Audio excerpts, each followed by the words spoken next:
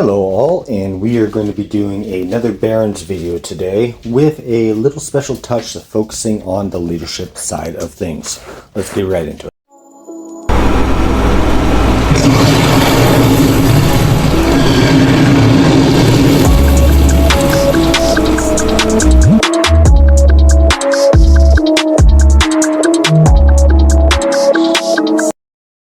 Alright guys, so like I said in the introduction, I'm going to do a video today with a little special twist, mostly because I do not find this information on YouTube whatsoever. So we are going to look into barren lands with a little bit of a specialty into focusing what a leadership should do, as well as personal. So we will get right into it, right after we do the usual shenanigans. This video is sponsored by Aptoid, where until the 15th of this month, the code will be AGNA3, where using my code you can get anywhere from 5 to 65% off all in-game purchases. We all love to play the game, we all spend a bit or not at all, but this is a great way to be able to save a little bit of money while getting the things that you want to get anyway. So again, that is AGNA3, available till the 15th of this month, and the code will change via Aptoids.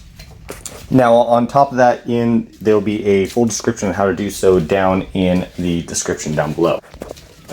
On top of that, down in the description down below will be a link to my Discord, where it's a great community to where you can come and ask any questions you want. We have every other day, including both days on the weekend, of voice chat calls, and a great community just to help you with any question you have.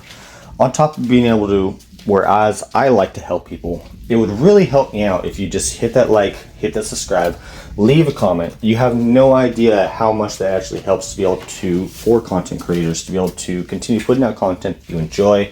Lets us know what you like, lets us be able to make new content for you, as well as, raise us up in the YouTube algorithm. So please hit that like, hit that subscribe. There's currently 66% of the people that do not watch my videos that watch my videos that are not subscribed.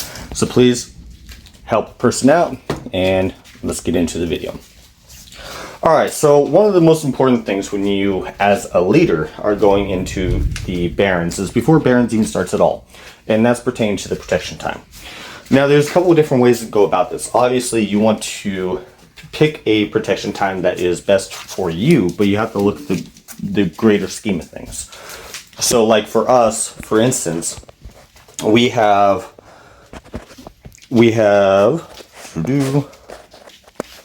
okay, so in my camp, Rec Camp, which I ended up being the leader of that camp, we have one Russian alliance, and then a Spanish alliance, and then us, which are largely American. Who we are facing is almost entirely Spanish. So you have a couple different things you have to look at and start considering with that. So for us, for two of our teams that are in our camp, our protection time, the best suited would be 8 to 16, because a lot of Americans are at work, a lot of the Spanish people are at work or sleeping, depending if they're in Spain or Mexico or wherever. But that particular protection time does kind of hurt those that are in the Russian areas, because that's when they are most active. So you have to look at things like that, but you have to really pick what's going to be the best overall for your people. Now with our opponents, they are all Spanish, so it was pretty apparent that they were going to pick 8 to 16 anyway, as their protection time. So there's a couple different ways to work around this. If, for instance, if I had enough people that would be able to push from 0 to 8, then I would have been able to, push from 0 to 8, then I would have picked 16 to 24. But most of my alliance is usually done by about 6 UTC. So it wasn't really a good enough option, essentially, to really take, because I would leave at least our alliance not being able to assist the camp as a whole for a couple of those hours in our set time. So that's the very first thing that you're going to have to figure out, is trying to figure out who's going to be the best person to lead your camp and make those adjustments and make those tough calls as far as that. And also somebody that can watch the map and know what's going on and adjust accordingly. But when you get into the island, Barrons Island, one of the first things on an individual note is you want to make sure you go and get as many tiles as you possibly can. The higher the level, the better it is. So that as on individual focus should always be one of the main key things that you want to try to focus on. You also want to try to make sure, obviously, to get any buildings, etc., etc. Start prepping for when you go into the clash areas to be able to fight, which will be pretty soon. So I'm hoping to have some good videos in the future this week coming out of that. Now, the other things you want to look at is also your honor, repetition, etc. Now, as a leader standpoint, one of the main things is watching that honor. You want all of your team to reach 40,000 honor as fast as possible, and there's a couple ways to be able to boost it. For instance, when you hit the 40,000 honor, to have some people drop some of their honor to be able to give up tiles for the rest of your team to be able to get that 40,000. The reason being, because if you go into your your seasoned troop camp, and you look at which is it?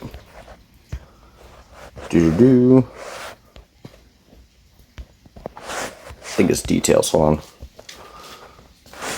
on. Nope. Let me find it real quick. It's one of these.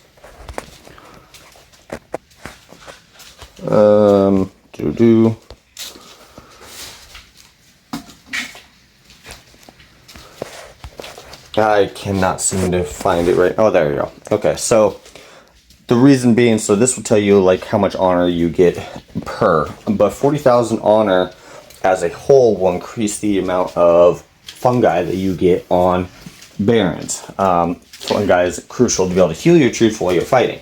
So trying to get the max amount of people in your alliance to at least hit that 40k peak is crucial for the survivability of your alliance to be able to continue on with a large scale fight.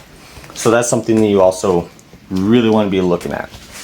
Now, in this particular version of Island, from a leader standpoint, with the repetition rank, it doesn't matter as much because that doesn't directly, I mean, it obviously does directly inflect how much soldier ants you're able to produce.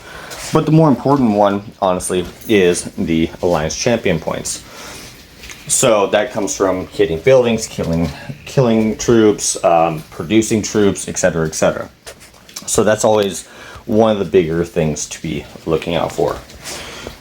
But from a leadership standpoint, you want to be able to make sure that before these tunnels go down, that you have each of your teams that are close to a clash area that have the campsite taken. Because the campsite obviously is what allows all three teams to be able to move in unison towards each various place. Now there's also another aspect of this that a lot of people don't think about. You can save your teammates a lot of clay by doing the tile transfer. Because the tile transfer is only allowed once per, and it can only be done in your initial area, for anybody that's building up the campsite, it's going to cost them twice as much clay.